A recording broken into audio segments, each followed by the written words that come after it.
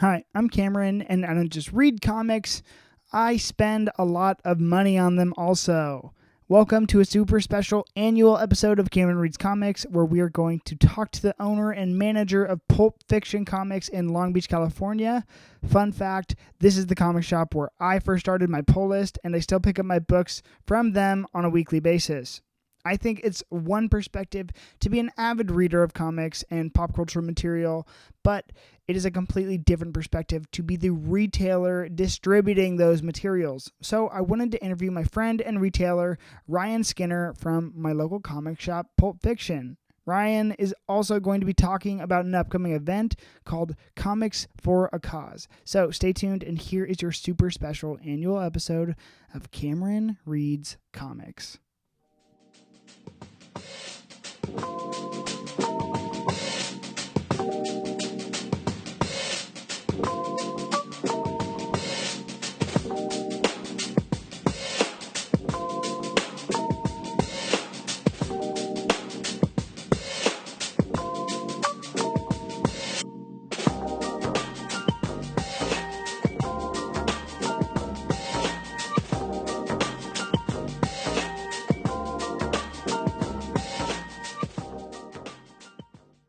Alrighty. Hi, Ryan. Hi, Cameron. Welcome to Cameron Reads Comics. This is a super special episode because Ryan is someone that knows me better than a lot of people. You are not only my friend, but you are the guy who actually probably gets more of my money concentrated on a weekly basis than anywhere else. There's me and your drug dealer, or maybe I just am your drug dealer. I'm like, hey, Ryan. Ryan's like, do you need a bag? And I'm like, no, I need it in my veins. All right. So Ryan, briefly, could you just tell us about like what you do and where you work? Yeah, I own a comic book store. The best comic book store. You can say that. I'll say it in my head. I own Pulp Fiction Comics in Long Beach, California. This is the original Pulp Fiction. There's more than one. And yeah, you had the other questions that you had sent me. Like, I don't know how much of that history you want to know. Oh no, you can put in as much as you want, because really I think okay. So why Ryan is here is for number one, lots of reasons, but mostly you offer this perspective to this industry that is now. It always has, but I think no, it's yeah. Right now, it has especially permeated culture, and so you have this window into, I guess, the ramifications of that, and like providing people this source material. And so I think I wanted to give you this platform to be able to share, number one, like tips and tricks at your local comic shop, but then also your perspective of being here, because I think this podcast is for people that I want it to be, for people that are new to comics, but also like for the seasoned vets that I'm like, oh, Ryan, like if you could tell these pull list customers one thing, what would you tell them? And then I also just wanted to hear, it's always fun to hear your journey through this medium. Let's do that, and I'll try not to make it like a life story or anything. I want it, baby. So I'm not like, oh, I've been loving comic books since I was a little kid. Not really. Mine's a little bit different. So I had comic books when I was a kid sometimes. I got them sometimes. Like after a baseball game, or, you know, if I got a good grade on a test or something like that. And I'm a 90s kid. So when I did get a comic book, it was probably X-Men or Spawn or, you know, what have you. Todd McFarlane guy. And as a kid, yeah, absolutely. And actually, I'll come back around to that later. Yeah. So I got comic books sometimes, but they were never like in sequence. I never like, you know, it was just the same comic book I had, like 20 comic books in a shoebox I'd read over and over and over again. Yeah. And I never really had anything to kind of like latch onto. I kind of like, you know, drifted away from it because, I don't know, sports and, you know, just other things. Were you about to say girls? That's okay. Girls, you know, I am. My mom told me with my girlfriend on my first date. Or being scared to death of girls, you know, like more often than not. So fast forward a million years later, and I was out of high school, just getting into college, and I was a very avid reader, but I was reading, you know, novels and books, and watching tons of movies. I mean, this is when Netflix was just getting started, and I had that 6-disc at a time plan. And I movies are probably still my first love in terms of like going completely down the rabbit hole. But that's important because that led the way to other things. Because it's just like, where do you get other stories? Where else can I find other things? And I'll never forget it. So I was watching cable, History Channel or something, and you can still watch it to this day because I'm pretty sure the whole thing's narrated by Keith David. And there was, I can't remember what it was called, but it was a documentary series just on comic books in general, like a very broad overview, you know? Yeah. And it got to 1986, right? Yeah. And then it was like, oh, then this thing, I'm not going to try to do a Keith David voice, but you can imagine his sexy deep voice. And he was like, it changed everything forever. Watchmen and The Dark Knight Returns and Mouse, but really Dark Knight Returns and Watchmen. I had no idea what those were. Of course. In my head, I'm like, a comic book to me is still this thing that I picked up in the 90s, right? Yeah. Like, and that's, or like things I found in thrift marts or pick and saves and things like that. Pick and save, yeah. Anyway, that is a callback. So I'm like, word? I thought comic books were like this thing. Yeah. But like, as a person who was getting into school for like literature and stuff, like the idea that like, I didn't know that comic books were like, considered literature or whatever. Oh, yeah. So that's the only reason this exists. This podcast is like to let that be known too. I have a lot of reasons, but that reason, I'm like, I know you started the whole thing with Mr. Miracle from what I remember. Yeah. By Tom King's Mr. Miracle, and that is definitely like in that vein, in that camp, of all those other things. So anyway, I went to my local comic book shop and I bought Watchmen. I bought Dark Knight Returns. Oh, really? I took them home and I read them all in one weekend. How old were you? 18. Okay. 17, 18. That was it. That was the beginning. Yeah. Yeah. And it's not a super like special or unique story. I think that's a lot of people's story, like that kind of gateway book. Yeah, absolutely. But it really does speak to the power of that stuff. And, it just went from there. It was snowballed. Like, what else is classic? I read everything by Alan Moore. Checked out other things by Frank Miller and seeing what the hell, like check out Hard Boiled, check out, like all these other random books, discover Neil Gaiman, read all of Sandman, you know, all that stuff. Most of it kind of that British invasion, like that Vertigo era stuff that still has such a strong impact on me to this day. And so then that from there I get into monthly comic books and I'm still all hooked on the story and writing and like capital L literature kind of things. So I would say that I'm still a babe in the woods when it comes to comic books because really? Oh yeah, I think so. I think about Ryan when he's 17, 18 years old and I go, oh, you little boy. You little boy, you have no idea. I remember picking up like Shaolin Cowboy off the shelf around that time and just being like, this is some silly shit and put it back. And I'm like, oh, you dork. Like that book is so good. Are you kidding me? Jeff Darrow's artwork's incredible. It's so imaginative. The action's insane. There's this whole other dimensions to comic books that I didn't even register, at that time. And then what happened was I started getting into monthly books or tried to. And the local comic shop, I didn't have any friends that were reading comic books. Oh my gosh, yep. And I know you had a similar situation.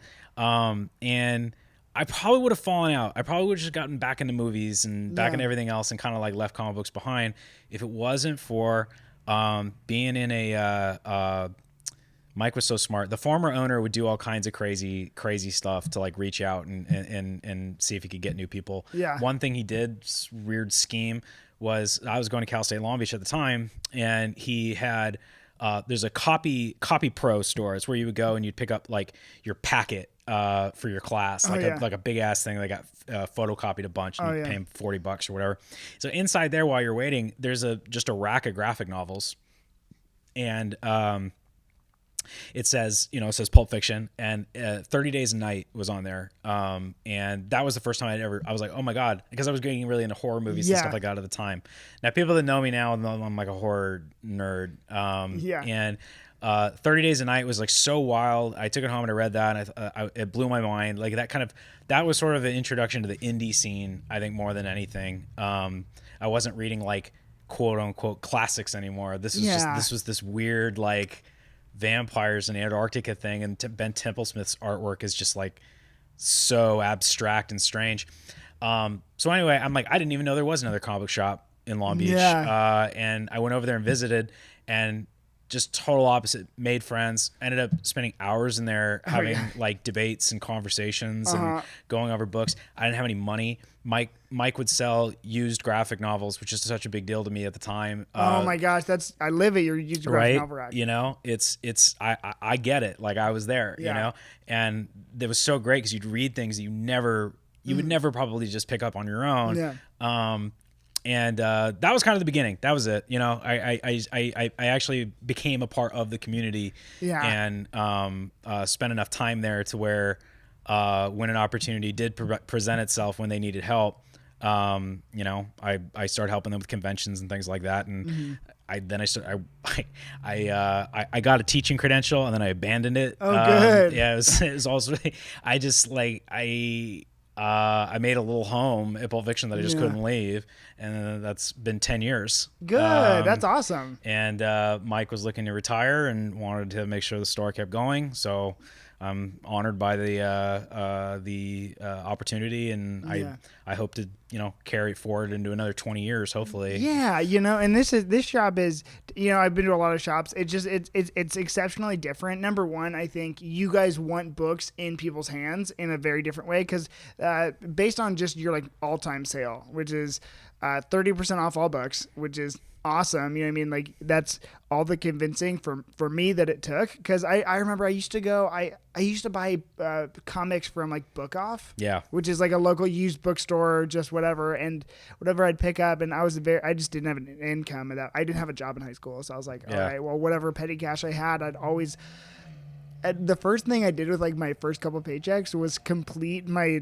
I had one DVD set of Batman the Animated Series, like the Kevin Conroy, Bruce Timm. Piece of art. It was. I was like, I knew I liked this show, and when I saw it, I was like, oh my gosh, I only have one. I had the 4th season because when they changed the animation style in that one, I like fell in love, and so I was like, I want to buy the other 3. Yeah. So I bought those. Then I was like, well, I need Superman. Well, I need Justice League. Well, I did the same thing. Exactly. So with my first paycheck, that's what I bought, and so I'd go like sporadically spend money, and that job was actually I worked at Hollister in the mall. I was a model. Yeah, I can believe it. Yeah, I can. You guys hear him, you can't see him, but my mom always told me how to face for radio, so here we are now.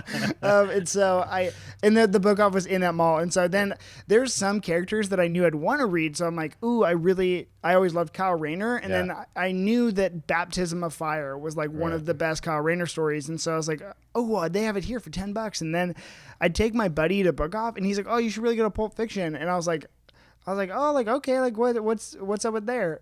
And he's like, because I just had weird interactions at comic book stores, you know what I mean? And so then I went to Pulp, and they had like that all-time sale, and then they had a used book rack, which is probably where I spend most of my time when I come here anyways, because I'm just like, number one, it's like finding books in the wild. It's like, so much fun, especially when you don't know, like, what is this? Yeah. What? Wait, I thought I knew everything. What is this thing? Oh my gosh. And then you guys will do image sales, like indie comics, and like you're talking about your like awakening. I think I spent like my first probably 2 years here when I was coming, and before I even had a pull list, I probably came here like weekly for a year.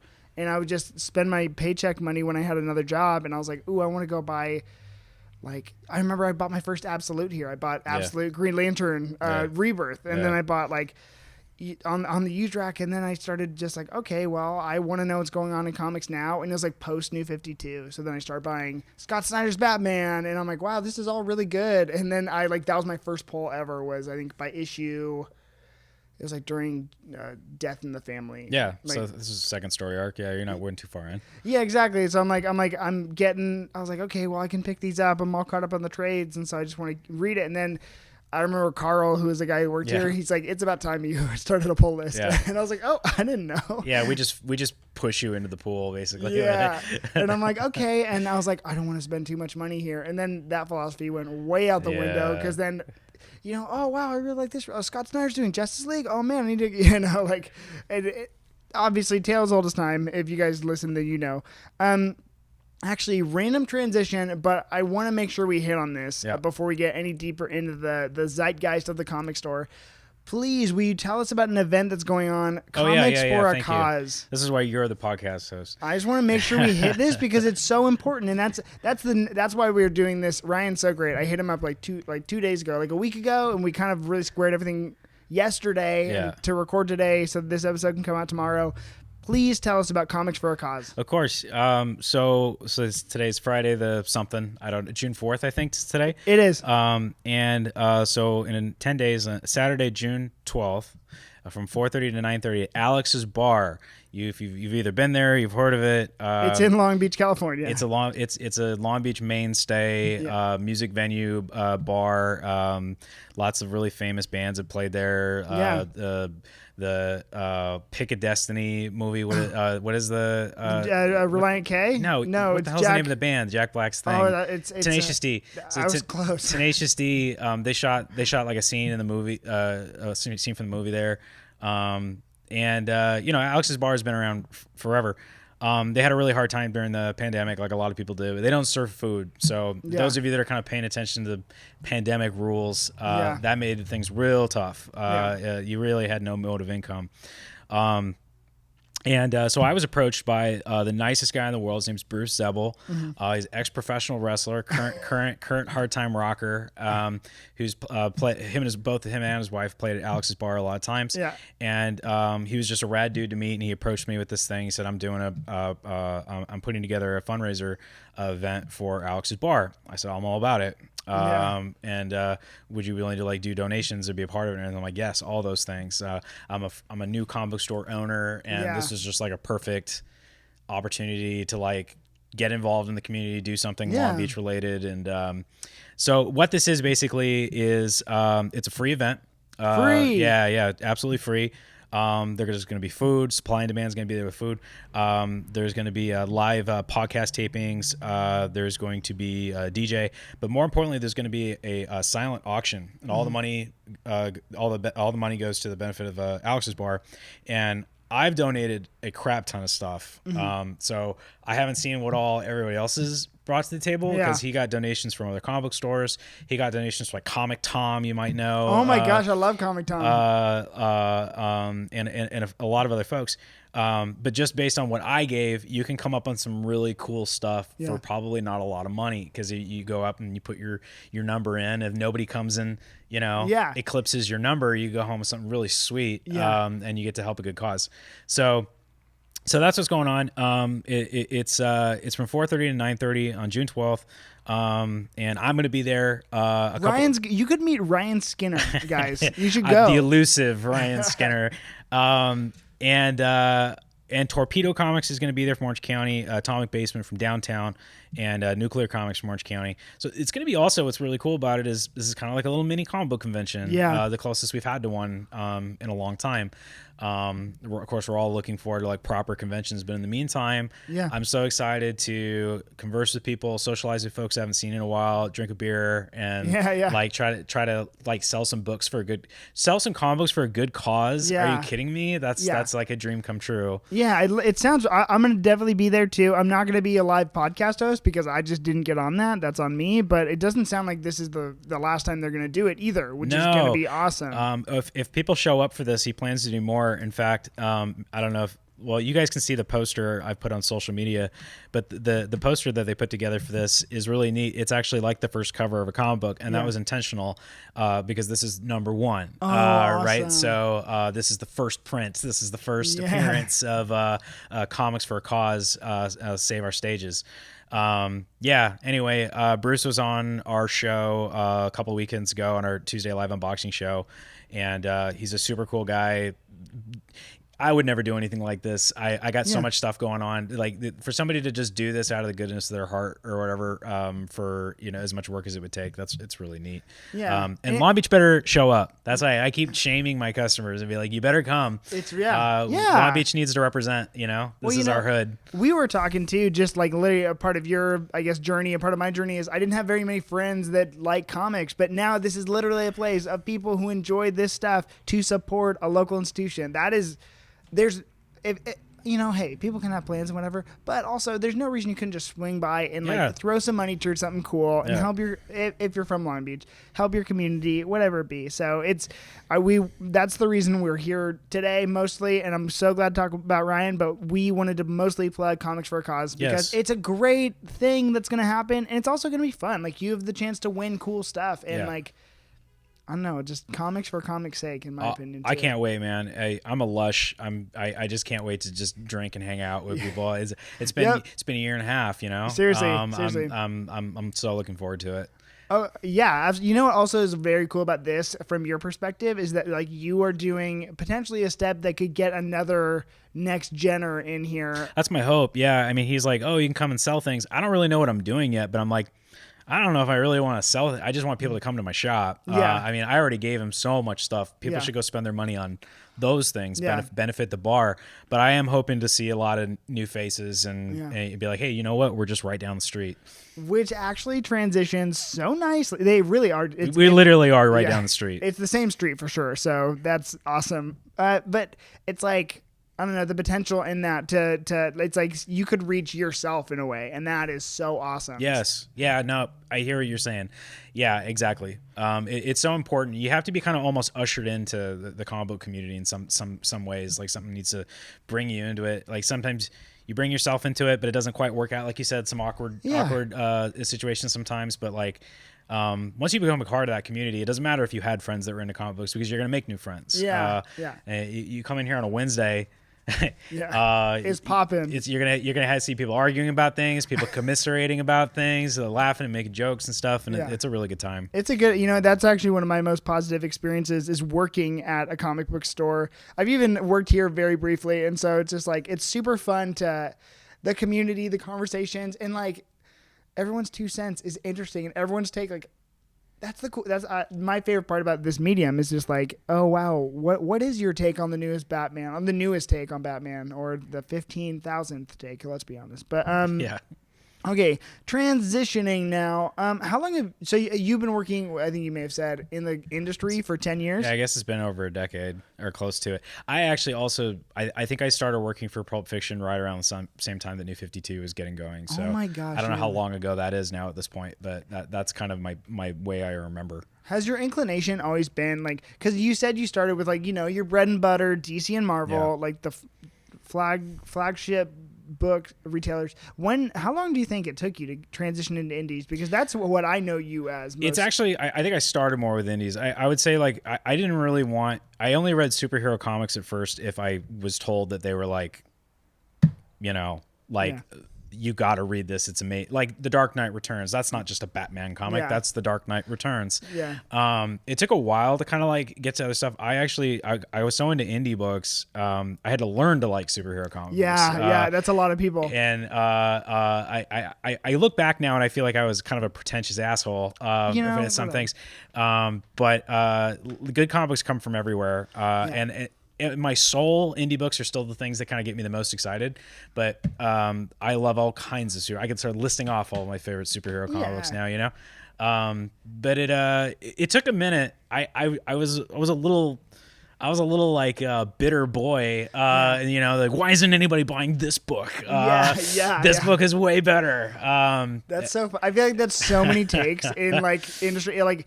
People feel like they have to have an opinion on Superman, like whether or not he's OP, whether or not he's valid, whether or not he's boring or not. And I'm like, people are just allowed to like things. Oh, absolutely. I'm way over all that stuff. And if you're somebody that's already in a community or getting into a community or becoming part of a community, just remember, every book is probably somebody's favorite book. And ooh, that's a good. And not everything is for everybody. I have stuff that I freaking love, week to week, and then I don't recommend it to anybody, and they're like, well, why? I'm like, well, because there's me and maybe like 2 other people that I think maybe have the very same specific taste that I have, and then books that I read that I think have a broader appeal that I do try to like recommend to everybody. But don't there's nothing wrong with liking things. Don't be a jerk. Yeah, no, I think absolutely. I second that message. I think number one, what you just said too is so important is that like every book is probably someone's favorite book. Like, and really I never want to go on here. Like if there's a book I've read and I don't like, I'm not trying to go on this platform and talk about a book I don't like. I want to like all of the books because like you were saying earlier, the potential within this medium is just so profound. And like, I think that's why it's also, I think I did the opposite way that you did. I started in comics and then comics got me into movies because I'm like, and I think that's why we're seeing this. influx of success with adaptation. Oh, without a doubt. Because it's like it's the most translatable like medium. It's still so wild to me though, man, because for these movies have been around since I remember. So my first San Diego Comic-Con would have been when they showed the trailer for Iron Man, the original Iron Man. Really? Yeah, and so I was in that Hall H thing. Oh my goodness. That was really exciting. You kind of felt like you were on the ground floor of something, special and different. But I think that was like in 2006. So what has it been now? 20 years? No, 20. What the fuck am I talking about? 10, 15 years? Like, Marvel movies were coming out and they were really popular. So Winter Soldier is kind of the thing that I keep going back to. Winter Soldier was incredibly popular. It was a great movie, huge hit. Yeah. And you know what? We did sell some extra copies of Captain America Winter Soldier for a little while. And then that's it. And I don't know what has happened. Something has completely changed. Yeah. There's been like a floodgate tipping over situation where I hope it never goes back. It'd be nice if it was just kind of like this forever. And if you don't know what me and Cameron are talking about, again, from a retail's perspective, sales are up. Things were already like heading that way before the pandemic. Like comic books seemed like they were kind of heading towards like the way people look at vinyl or collect sneakers or that's exactly it. Whatever. And then the pandemic just like launched it into overdrive. People were at home, they were stuck with their computers, and they're getting their stizzies, they're getting those stimulus checks and they're recapturing their childhood and kind of re-entering this whole thing. Now bolstered by all of these years of movies now, where it's all acceptable to the mainstream, more than acceptable, completely like applauded and loved and revered. Absolutely. And no signs of slowing either, you know? So, now it's great. Cause that term gatekeeper, I hate that. Why would anybody be that? Mm-hmm. I'm still I'm not quite as annoying, but I'm also pretty annoying. I'm a gate like usherer. I get really mad when people walk past the gate. I'm like, what do you do? Where are you guys going? There's nothing for you down there. Come through this gate. This gate's where you want to be. Yeah. And now I'm having to work a little less hard for that. Like people are wanting to get through the gate. And how do I get in the gate? I'm like, getting in the gate's easy. Right here. I will show you. Right here. Yeah. That's exactly. And actually, that'll probably transition to my next question. But before that, I have an anecdote off that. Is how many people, or a question for you. How many people do you think have come in, or maybe your friends that were telling you, oh, I'd never read a comic, and then it just takes one. You put the right book in their hand, and they're just like, oh my gosh, I love comics forever. I'm gonna be careful about how I answer this. I've gotten a lot of people into comic books anyway, but I would say a little bit different than what you're saying. It's the people that start asking for comic books that are not necessarily like friends of mine, but like acquaintances or like somebody from my wife's job, and I'm like, what is she really? Like, if she's asking for a comic book, something's changing. Yeah. That's pretty wild. And even my wife herself, she's a wonderful human being who, when we were first dating, I'm going to give some relationship advice because I've been in a relationship for 15, 16 years. Okay, you got some. Okay, here we go. Don't do if you're the boyfriend or you're the girlfriend, or you're the boyfriend and the boyfriend or the girlfriend. It doesn't matter who you are. If you're one half of the equation, you're SO. Don't force your things on people. Yeah. Right. Like it's annoying, and if you're stubborn, like my wife is, and I love her very much, she will react exactly the opposite to that. And she's still not like a comic book nerd or anything like that, but like even recently. On her own, because I had to, now I just kind of put a comic book like out like cookies for Santa Claus. You just kind of hope, I don't know, exactly. I don't know. I'm just gonna leave it out here. And it's been like years. I never do anything. And then like she's like, well, I want to read this. What's this? I'm like, okay, And I try not to like kill it, like Chris Farley and Tommy Boy. Like I've killed my sale. And it's even she, like, and it's like, okay, think something's in the water. Yeah, no, and I feel that too. It's just because it's like. Oh my God. I started it earlier, but my mom told me on my first date with my girlfriend, she's like, don't bring up comic books. And I'm like, I know not to do that, but because it's also, on the opposite end of that equation, I always, my first posture is to always share the books. I'm like, let's get books in people's hands. Yeah. Because if anything, I've read that book and I get to talk to you about it now, which is literally why I started a podcast, amongst 15,000 other reasons.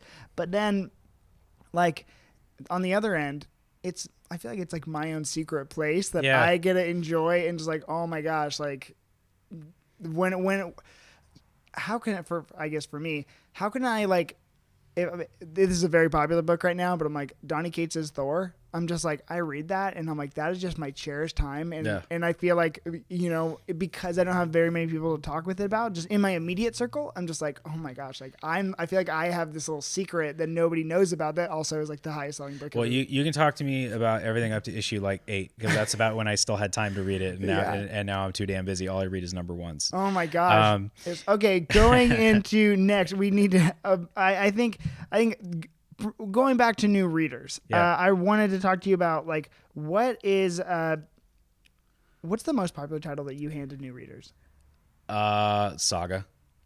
I was gonna guess number that. 1 with a bullet. It's still such a like heavy hitter.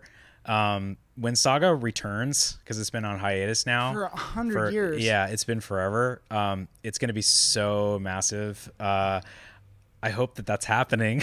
You think No, I don't. Of course it will. I just, who knows? Fiona's probably just drawing her ass off. And then it'll be like, surprise, it's all done. Here you go. Exactly. We're going to get a compendium. Yeah, I don't even know. I have no idea. But with those guys, there's always a surprise. Saga was always it's still kind of one of my go-tos, even if it's for somebody that I don't know very well yet, and don't really know their tastes. Yeah, it's a good way for me to kind of gauge how they react to it. But even if they hate it, what I say to them is I go, this is one of, if not the most popular comic books. So why don't you read it just so you can see where you kind of like fit in with the community? You know what I mean? Like, do you like this? Okay, good. That means that you and a lot of other people do. Do you hate this? Okay, so you're not maybe so mainstream. Let's see if we can find something else for you. But Saga is huge. I still think one of the biggest reasons it's been doing so well is it appeals to women equally as it appeals to men. Or both genders, or whatever. I see where you're coming classic from. genders. Yeah. And classic genders. The fuck. And then and that's so important. So I think still, like when you just look at units sold in terms of graphic novels, it has to still be killing everybody. It is. That's because when I worked at a shop in Iowa, and so when I worked there, I was like, it was just the easiest book. We never had stock of it because we didn't have very much shelf space, and so like we didn't have very much stock. And then it'd be like, oh, I want to read a non-mainstream comic. Saga for all intents, Image might as well just be they're the third biggest publisher. Exactly. It's just like we know that and understand that by now, but with Boom also. Boom is shaking things up. Love Boom Studios. They've made giant strides. I just looked over your shoulder and I just have Something Is Killing the Children staring at me in the face right now. And so it's just funny because I think one of your questions was also, I would say that overall Saga, but like probably like on a new kid on the block, because they're up to issue 17, 16? Yeah, I think 16. 16, 17's next. And this book is so hot. It's insane. Whenever they get to making this into like a show or whatever it is they're doing, it's going to absolutely blow the roof off. I'm so glad James Tynion is having the year that he's having. Yeah. Department of Truth. Yeah. As another huge gain. One of the things of the current, like what's going on with the industry, it's not just like new readers getting into comic books, discovering comic books as a storytelling medium and all that kind of jazz. Collecting is back. Yeah. I mean, not like it ever left, The people that have been collecting the whole time hate this right now because it's driving up the prices and all their books. It is. So the ones that are selling, they're happy. And all the other ones that want to buy are like, all these stupid people that are just joining the industry now. I hate them. Well, yeah. But I'm like, also start a pull list and all your problems are solved. Dude, well, you had a question. I think one of your other questions in your list. I'll answer that one then. Brother. All right. I think your question was, what's my advice to? If you have a microphone now, what's the one thing that you would tell Polo's customers? I would say, do your homework. I know it's not, comic books shouldn't be homework. Comic books are fun. Yeah. Actually, I'm going to do 2. I'm going to have one that's like anything you want. Actual practical advice if you're like a collector and trying to like get books, but then also kind of more of a I guess like philosophical kind of thing. So my philosophical thing is I say this sometimes and I haven't found a way to say it that doesn't sound kind of rude. You're great. Don't forget to read your comics, not just buy them. Yeah. A lot of folks, they got pull lists. They're coming in every week and they're grabbing their books. And it's hard. I can attest to this. Yeah. I've been stuck in #1 land forever. I got to read the number one so I can talk to customer about it every week. I'm dying to get caught up with series. And but a little bit goes a long way. Even if you're collecting a lot and you're like, oh, I don't have time. Like you were talking about with your Thor issue, just sit down and just trust me. Just It doesn't 15 minutes. Just sit down and read a comic book. You will remember why you're doing all of it. It'll all come flooding back to you. On that other tip, join Pullbox, man. We have a Pullbox system here where you can hop onto our website. You can see what's coming out. You can inform yourself completely. I have a customer. She's only been into comic books now for a couple of years. Everybody that talks to her thinks she's been doing it forever. She went from 0 to 60 in like no time. And she knows more about what's going on than I do. She comes in and says like, well, what about this cover? And I'm like, I don't know. And then I go and I pop in and she's giving everybody a run for their money. All she does is just do her homework.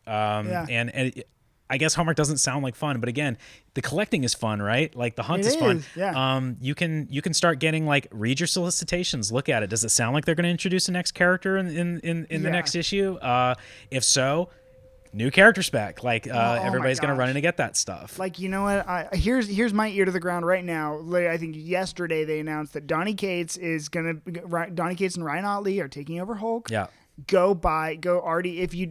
If any book to pull, go pull that one. Within the first 10 issues, Donny Cates is going to introduce someone new, and that book is going to be worth so much money, and you're never going to be able to find it for under $100. Just go do it now. Yeah, I mean, the history of that, I mean, if you look at Venom and his Thor run, and before then his Thanos run with characters like Cosmic Ghost Rider. Exactly.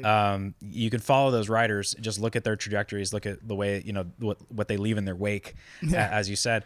Like, I feel like in Venom especially, how many characters did he introduce? And that's what comic books should be doing. It used to be like that all the time. You go back to like the Silver Age of comic books. It was like every other issue, new bad guy, or new sidekick, new whatever.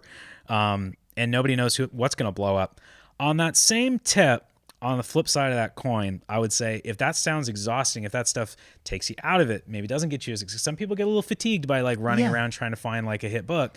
I just say, just stay focused on what you like. Okay. Yeah. I still collect comic books. Even though I'm a kid in a candy store basically here, I have the keys to the kingdom, ostensibly, of course, but I got to stay focused. So I still kind of the same Ryan I've always been. I only collect indie horror. That's pretty much the only thing. Awesome. That's pretty much the only thing I take home. Now it keeps me focused. It keeps me like this is what I'm taking. This is what I'm collecting. And you know what? Do I end up with things that pop off? Yeah. But it comes to you, right? Yeah. And I'm never disregarding the medium. I'm enjoying it the entire time. Like, Something's Kill the Children. I got a first print run of that. We'll that's an expensive run right now. But that was just, that's just me. Like, this is a cool new horror book. That was all it was for me. So read what you like. Those are my 3. I said I was gonna do 1. I did 3. You know what? Here's my one. You're so funny. You haven't found a way to say that yet. I have found a way to say this, and it may offend people, but I'm just, in my opinion, my number one thing from a retailer perspective, pick up your damn pull list. Oh yeah. Like, don't just pull. Okay, so it's one thing to open the books, but now that I have this platform and I have someone who knows the struggle, it's just like, I think it's a social contract when you order a pull list, because comic shops have to go buy those books on your behalf before they can retail them to you. It's on you because you reserved them to go pick them up. But I'm sure you have horror stories of people not picking up their books and just leaving you with, the bill. We're pretty aggressive here about like staying on top of it. It does happen sometimes. Usually what ends up happening is it's a customer I really like you, Cameron. Oh no. And you just keep letting him go, and no, he's gonna get it. And then before you know it, it's like that person maybe wasn't honest about what they were able to get, you know. And when that becomes apparent, then it sucks. But most of the time, I'm pretty aggressive. I get, like, you got to come get your books. Like, don't sign up for this thing unless you're going to get it, Yeah, exactly. We stay on top of it, and our customers are pretty good about it. I would say, please don't put your book out on the shelf. By the way, all of y'all pull customers, if I'm just pretending that all my pull customers are listening to us right now. You should be. I hope they will. I know all of the books you guys put back on the shelf, all of them, all of them. And just because I'm not saying anything about it doesn't mean that I don't know about it. Yeah. Oh my goodness. Please buy the book that you asked for. Don't put it on the shelf. I have lots of ways of finding out. I maybe don't always have the time to go run you down and do a thing about it. And you're probably buying more stuff and making me more money than that. And then I just let it go and I don't care. But I see you. You are seen. You are not an invisible ninja. That is so funny because I actually just do the opposite. Where it's like I'll get my pull list and then I'm like, well, it's now that I'm here, I got to mostly what else came out this week I forgot about, and I just end up with at least, no matter what, every single week, at least like 3 more books. On you bring more books to the counter, that's fine. No problem. That's just like that's what I've learned is my kryptonite. Okay, so then actually going back to what you hand new people, I also wanted to, again, because you're an indie horror fan with such like a niche taste, but it's yours. So we know the book that it's easiest to hand first time readers. What is your favorite book to hand first time readers? Oh, like if they come in, because a lot of people do come in and say, I'm kind of like this. What would you recommend? And if that recommendation lines up with something like right now, I just bought the trade, but don't knock me. I haven't read Something is Killing the Children, and someone's like, oh man, I really want this like niche horror book, and and like you're falling right into my wheelhouse. Exactly. What is the that's book? A good question.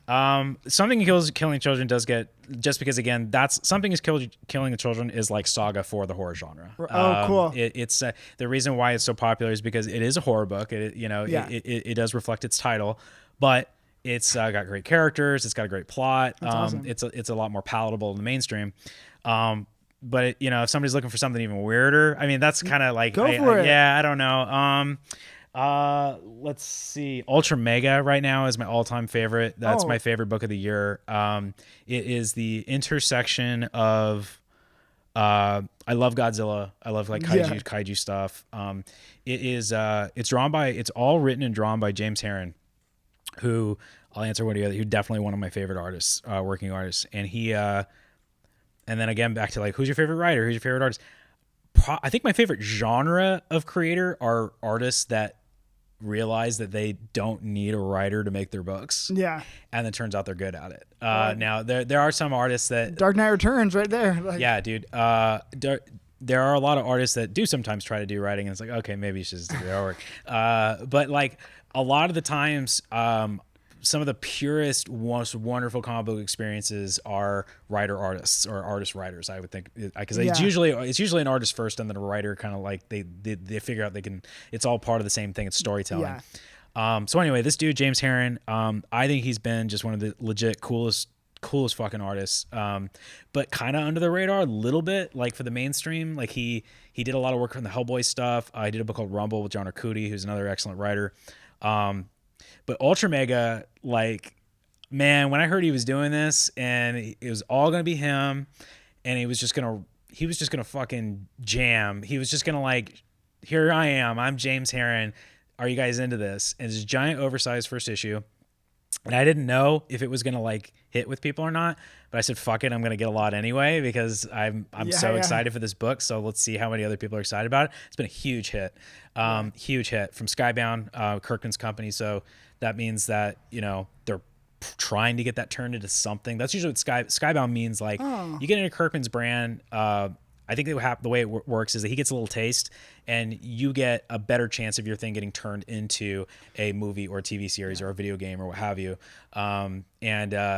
So anyway, I was so happy to see that people picked it out. I should say what the book is. So it's like the perfect intersection, and I didn't even know I needed this in my life. It's a kaiju horror book. Oh my gosh. It is like, it's kaijus and it's all the giant destruction that you would want mixed with this gnarly body horror. And when I got to the end of the first, closer to the end of the first issue, which is huge and oversized, and they asked him, like, why did you decide to do it's like a 60-page issue? I think it's 60. It might be even more.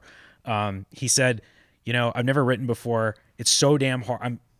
It's so hard just thinking about that. I don't want to think about 22 page breaks, chapter breaks. This is just what my first chapter is. Okay. So it's a giant oversized first issue. You get to the end of it And one of these, like, it's called Ultra Mega, and people look at it and they go, "It's Ultraman." I'm like, it's very inspired by Ultraman, like the look of it, like these guys. But you flip it open and it ain't no Ultraman. Anyway, but one of these kind of Ultraman style characters, he gets his head taken off, just completely decapitated, and he's massive. He's so big, and he's so big that you get this, Japanese samurai movie style blood gush just coming out of the neck wound, so much so that it's causing a flood on the people below on the streets. Like literally so much blood, and these people are so small compared to how big he is. It's like this flood out of a disaster movie, and these characters, you've gone from this giant monster things fighting each other, and then you get like really micro, go down to the street level, and there's these people that are just trying to outrun this torrent of kaiju juice. And there's a mother with a kid in her hands, and she's running, and she realizes, I'm not going to make it. So she just takes her kid, raises it above her head as much as she possibly can. Of course, it goes, all the blood washes over, goes right over her head, but her kid is just out of safe harm's way, and the blood coagulates. It's blood. So the people, and I love the faces that Cameron's making right now. It's amazing. This is like feeding me right now. But now you get to know like Ryan and like what he's into. Good. So. All of that was like such a perfect intersection of like, that's horrific, but also that's such a weird, innovative, new thing to do with a genre that I've seen 10 billion movies of before. And it's done by this artist that has so much energy and verve to everything he's doing. I love Ultra Mega. Yeah, you literally just looking at the covers, like the color palette looks like really beautiful. Yeah, like it's really wild, lots of energy. So back to a million years ago, your question. It's good. If somebody was like, I want something weird, I want something different, I'd be like, all right, I got you. Like, yeah, exactly. Check out this new book, Ultra Mega. Well, because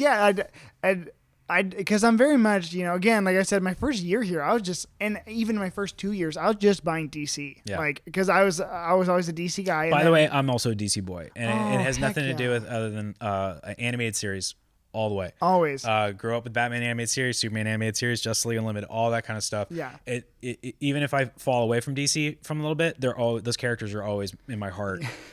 That's good to hear. Yeah, exactly. And I think if Marvel or like DC was to like make anything, like just be making animated series, because that's how you hook, like it put money and attention and time into this generation. Because how many comic fans do you know already who just watched like Teen Titans and Justice League? Right. That's just those two. And so many people like are now, that's why this catharsis and like major, I think that's why the industry is so successful, because those kids grew up and now have the money to spend on. We're already seeing this. So like Miles Morales, for example, I am of the, I guess, hot take opinion that I think he will overtake Peter Parker in popularity at some point. And I think that's just by the very nature of these younger generations growing up with Into the Spider-Verse, and he's omnipresent. He's in video games. He's here, he's there, and he hasn't even made like his live action debut or anything like that.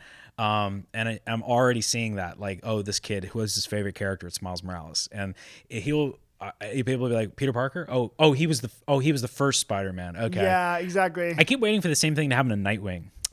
Because right now, man, if you have a collection of new Teen Titans that comes in, the first thing you're looking for is Deathstroke. It's number 2, yeah. But everybody, I think, is ignoring Nightwing. Tales of the Teen Titans, I think it's number 42. I really think that they are, because people go, oh, well, Dick Grayson goes way back. I'm like, of course, but nobody can afford that comic. B, I think eventually, if Warner Brothers or whoever can kind of get their shit together, Nightwing will become a character that's just Nightwing. Yeah. Without any like necessarily tethered to his past or history. And I won't. I think that's another little. I'm not like Comic Tom or whatever, but that's those things I think about. I keep hanging on to those first Nightwings, if they're in good condition. Oh yeah. Because I think that at some point they're gonna finally like introduce Nightwing to the world. Yeah, it's just like he's you talk about best kept secrets in comics. It's like and people know about him, but I'm like, man, like I'd say even on top of that, 2 things, because Nightwing is my DC boy, like probably favorite DC character. Okay, all right, good. I'm kind of a cliche. I like Daredevil and I like Nightwing. Yeah, like, they're basically the same person except for they're not. Why? Because they both have the batons and jump around and what? Yeah, pretty much. They don't have capes. They're so hard boiled. But like, two things. Number one, everyone go read. I think I'd also recommend holding on to the Chuck Dixon Nightwing series, like his first solo book. That one is that series is all time. But you're seeing all of that influence now in the current Tom Taylor Nightwing series, and to the point where I didn't get the chance to pick it up, so I had to pay $20 to go get the first print. No joke. On eBay, and it's like, go pick those up. Tom Taylor's the perfect guy to take that on, and Bruno Redondo's art is giving us all of the feels. We so they did a second printing for 81. I can't remember now. Yeah. It's on the stands right now, and it's this awesome cover of all of the different versions of Dick Grayson doing the wall crawl from Batman 66 with a little Alfred at the end of it holding up a little baby Dick Grayson's cape up, and then at the other end Batgirl, and it's a beautiful cover. And we tried to recreate it on TikTok. It was so dumb, but Bruno Redondo saw it and it made him laugh. So that guy, that artist, I'm so glad to see, like, after that, his All-Star Suicide Squad run with Tom Taylor again, to now doing that. Like, that's, I think, right now one of my new favorite just artist-writer collab teams, because I think I'll piggyback off your favorite writer. Like, when your favorite artist becomes a writer, it's like, I got Sean Murphy for that. I got like so many great people having that potential. But I also think that give me Geiger, give me Gary Frank and Jeff Johns, like, Geiger's collabing. Great. It's like, oh my gosh, give me same thing with now. I think Bruno Redondo and Tom Taylor, and then like there's so many like good all-star teams that you also know, like, if their names are on a book, that's my other thing when it comes to buying new titles, is like, find out what writers you like and then just go follow them around. And then you'll potentially have a take on a character that you wouldn't have read before, but their take is one of the better takes. Yeah, definitely. When you're getting into comic books, that's certainly an easier way to do it. Most people do follow writers just because most people like identify with story more than it takes a little bit longer to appreciate artwork, I think, for some folks. Of course. And then follow creative teams. We got people that follow Brubaker and Phillips around everywhere they go. That's right? me. That's me. Yeah. Or follow a character. A lot of people will also just follow a character, but a lot of people just follow the writer. It's a very easy thing to do. Yeah, I'm at this place now too where you're like literally the only person I can talk to about this, because you're retailing them, whether or not you've read them, but I'm like, you just know what I'm talking about. James Tynion's one of those people where it's like, I just read Batman monthly because it's like, that was the first book on my poll. This is the comic that got me into all the comics, even from a younger age, the show that got me into all of it anyways. And so, I started reading his Batman run, and it reminds me of my favorite, which is the Chuck Dixon Batman stuff. And so then I was like, wow, I'm really enjoying this. And there's a lot of Bane going on there, right? And no, that was more Tom King's run. Yeah, but even in the Chuck Dixon stuff. So Chuck Dixon created Bane, right? Yep. Okay, that's just making sure. Yeah, like all the Nightfall generation stuff, but even before that, and all the Bat family books he was doing. I'm just getting like, Tynion's run on Detective Comics was very reminiscent of just like the Bat family that Chuck Dixon did, and he just understands. He had a whole Tim Drake thing, and I'm like, that's my boy. Yeah. And so like it's just, now that I'm reading more of his stuff, I'm just like, ooh, like, I really like his take on characters. And so I just realized that I like that, and then I follow him everywhere. So now I'm kicking myself, but I'm at the point where next time he comes out with a new indie #1, I'm probably gonna pick it up, because you just missed it. I know. Which one? A Nice House on the Lake. Where is it? I'm sold out. Well, of course it did. So I got more cardstock covers in my head. Like, again though, see, that's what that comes with doing your homework. And I'm like, also I think that's the part of the homework too. Yeah. It's just like, hey, try new things, and then see what you like and see what you don't. I do think it's tough to do that until you started developing your taste. And the more you read, the more you'll figure that out. Exactly. Just follow it where it leads. I have people that on both ends of the spectrum, people that just enjoy reading comic books, just the pure joy of it, and they don't really care about collecting. They eventually figure out their tastes, like what kind of stories they like to read, what kind of artwork they like to look at. And then ditto for collectors. You have people that kind of, when they're getting into collecting, they weren't sure what they were doing. They got a key here and a key there, and just kind of like, I don't know, it's a broad cross section of things. Yeah. And then they cash out their collection, because they're like, then they say to me, they go, I didn't really know what I was doing. Now I'm more dialed in. I know what I want to collect, Yeah. I have a girl who just started getting into collecting, and she's like, she came in right out of the gate knowing what she wanted to do. She loved the Guardians of the Galaxy movies so much. That's all she wants to collect. And I'm like, that's so cool for you. You know how many steps you just jumped? Like, yeah. And the Guardians aren't even that unattainable. I sold her the original '90s run right you here in the shop. did? Yeah, and I'm like, that was all the hard work. Like the Abnett and Lanning run, like Before that, dude, oh my that's God, like Jim Valentino. you gave him the Jim Yeah. So not the Wow. character. She's getting everything, even if it's not the characters from the movie. Good for you, So though. she started there, but she's been working it, and she get the Abnett and Lanning stuff. I had the first Guardians for her. I gave her that. She could running around trying to get War Kings and Annihilation and all those different things. Annihilation's where I would have assumed to start. How's this? I've never even read a Guardians book. Not even the Kate's run I yet. barely read any. Yeah. But I know how to point the way. Anyway, Exactly. it helps to figure out what. Be honest with yourself. Figure out what you like. What are your tastes? Yeah, and like don't try and read something to impress your friend or something. Like find out what you like. And that's the cool part. Again, like it's a little secret for you. That's awesome. Okay, well I guess I don't want to take all your time, but I guess 2 more questions. Sure. Or 3 more, because there's one I definitely really want to know. Number 1, it's the first 2. Favorite writer, favorite artist.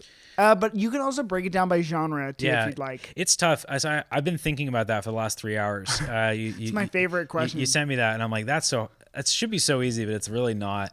So for favorite writer, I'm gonna go with like actual classic writers. Yeah. And not necessarily like writer artists, because that's actually kind of where I think all of my current like fascination You're like lies. they're all the same person. Yeah. The Daywalker, the boast of both worlds. But that British invasion stuff still sits with me, even if I don't go back and revisit it. Yeah. I'm kind of scared to go back and revisit it. I'm afraid that there's something that I'm going to pick apart that maybe I didn't before. But the impact that guys like Alan Moore, Neil Gaiman, Garth Ennis, Warren Ellis, Grant Morrison, these guys just completely rewired my brain for what comic books could be. And I'm still constantly for people that are trying for that kind of style of writing, I'm always still using them as the benchmark for what they're doing. And I still think to this day, like I think Watchmen is unassailable. I think that Sandman is still like pretty incredible. I think that, well, it's later, but like All-Star Superman, I think is just a piece of art. Yeah, their effect on the industry is not done. No. You know what I mean? And even their impacts, because they're continuing. Out of all of that stuff, even that, like probably Preacher, or I would say Saga Swamp Thing. And so those 2 things, and then, but I'm not ready to say like Garth Ennis is my favorite writer, because I think Garth Ennis has done a bunch of bullshit, lots and lots of bullshit. You got to take all of it. And so I'm not ready here to be like, oh, he's the best, he's the favorite writer. But Preacher means a lot to me. I did a video on that when I was doing YouTube stuff. And then Saga the Swamp Thing, specifically out of Alan Moore's total whatever, I think is the purest comic booking. It's even though Watchmen's kind of perfect, it's like a clock, it's like a watch, it operates like a perfect tool. I don't always want that from a comic book. Saga Swamp Thing is messy. It's figuring it out as it goes. It's wild and imaginative. It dares itself and pushes itself beyond boundaries, and constantly one-ups itself as it goes. I think in a sense, I think it is kind of the purest comic book experience. So that's because I don't know how to have one answer. So I guess Alan Moore and Garth Ennis, those particular things. Those are 2, honestly, and like you, before we even go into artists, which is great, because you actually gave me, like, you changed my opinion on greatest artist, because the perspective that you brought to it. Because I remember, that's how you and I really met, is like, I'd be buying my books and then we'd start a conversation and da-da-da-da-da. And like you said, because I think I asked you that back then too, or I was telling you mine, and I think I said Jim Lee at the time, which obviously I think Jim Lee, he's amazing. He deserves all the credit that he receives. Yeah. All the glory. But you said something like, oh, like I just want I want to be able to see their facial expressions. And like that thing like changed everything. Can I take that back? No, because Jim Lee actually is very good with facial expressions. Of course. And I feel like a jerk for. Or I could have said him. I could have said Jason Fabik. I was like, yeah. But mostly that's not what people think about. They think about the physique. They think about the cool poses. Yeah. The detail. Sorry, I didn't mean to interrupt you. No, you're good. You're good. Like I just think that you. How's this? I'm never gonna knock like Jim Lee. I'm never gonna knock. And also met him in a con one time. The nicest person in the entire absolutely. world. And just like you talk about people who just have the purest love for comics. Yeah. That is who that is. Definitely. But I'm sorry, I'm not trying to knock him, but really what I'm trying to say is like you offered me a new perspective into that, and then it changed my answer because it changed the way I look at artists. Yeah. And that's what I was really trying to say, not at the expense of Jim Lee, but yeah. No, I and thank you. That actually honors me. I'm very flattered by that.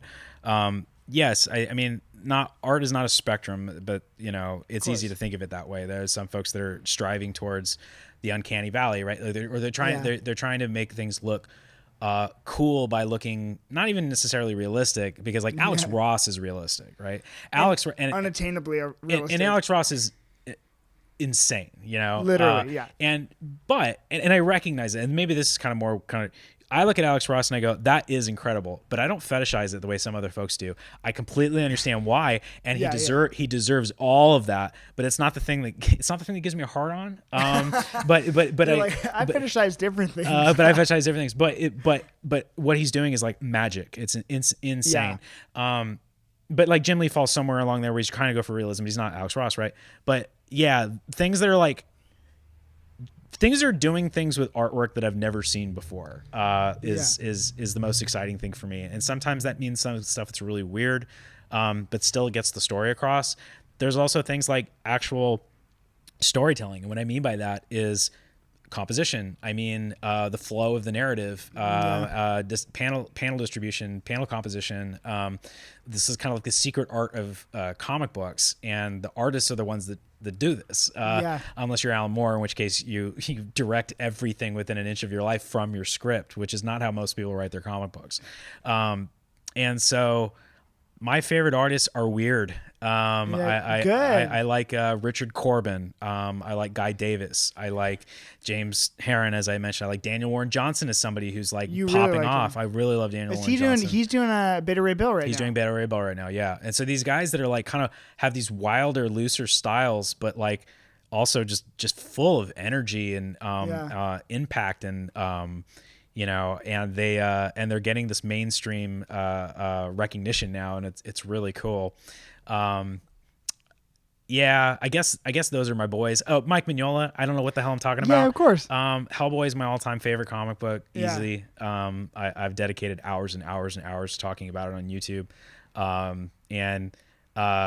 You know, so you couldn't be any more different than that. It's just shapes, you know, this use of negative space and using it to tell stories. Mike Mignola is incredible.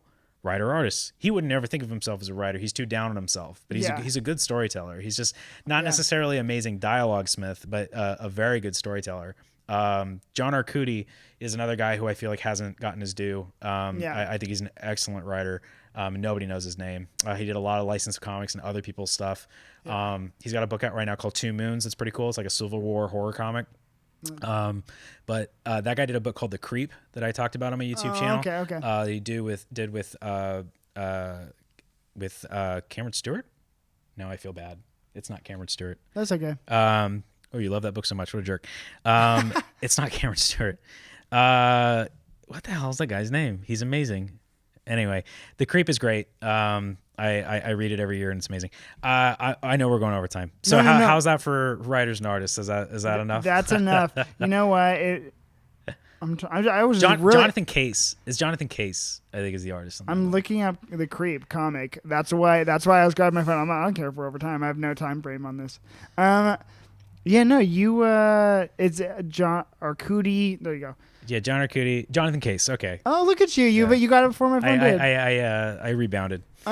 Really no, because you made me realize too with that sentiment, it's like it made an artist like Kevin McGuire who did Justice League International, where I'm like, I just look at all the facial expressions. Yeah, that's a perfect example. Exactly, and that's what I mean. And then it made me realize, I realized that my favorite artist is actually like, and I mean, for my bread and butter comics, I have a lot of favorite artists, but and that's why that question, art is subjective, but also there is narrative in the pages, and when I'm having a story told to me through that medium, if it if it shows up to me like that, it's just like, wow. So not Kim McGuire, but Lionel Francis Yu, who did Secret Invasion. I think even though he doesn't do pupils sometimes, it really irritates me.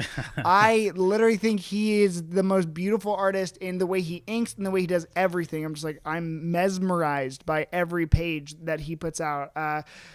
Gary Frank. Yeah. It's almost cliche to say, but I'm just like, he is, especially lately. I read his old Supergirl stuff, wasn't in love with it, but I was like, oh my gosh, like, go just flip through Doomsday Clock, and like every single color on that, or every single cover on that book is all those variants and everything. We're just like, it's so good. And yeah, Gary Frank is rad. He's like, he's an interesting guy because like I feel like he's just as popular to DC fans as like your Jason Fabok but he's scratchier. He's rougher, and I'm way more into that. It's so cool. And stuff like Geiger.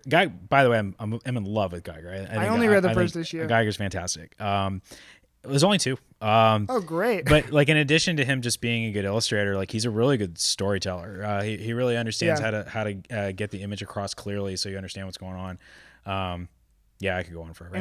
Gary Frank is really good. I just freaking love those two. And then, Gone Too Soon, Darwin Cook always hurts me the most. Darwin Cook is the beating heart of DC Comics, seemingly, I mean, and I know he did other things besides DC Comics, but like he's, I feel like forever and always going to be associated with DC characters because I think everybody's still catching up to what he understood about those characters and how to draw them when it comes to, and I think that's again, that's my writer artist, like when, for sure, because oh my gosh, there's very special times, again, like once you have your taste and then you're reading other people's interpretations, it comes to like when you see someone who just fully understands or maybe meets you where you're at with through a character and like understands them the way you understand them.